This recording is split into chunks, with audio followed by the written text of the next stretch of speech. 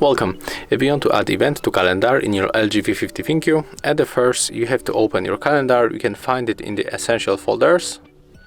Then pick up the day, click on the marker. At the first we can add the name of our event.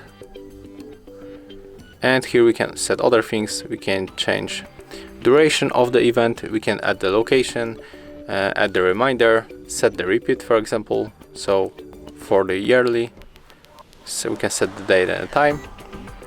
We can enter more settings when we can change the time zone, add pictures, or just add, you know, the list of the tasks that we have to make. We can add the guests, or just show me as busy or available. I click save if you set up everything, and as you can see here we got our event. And if you want to take it off, just click here. So that's how it looks. Thank you guys for watching. Leave thumbs ups, comments, and subscribe to our channel.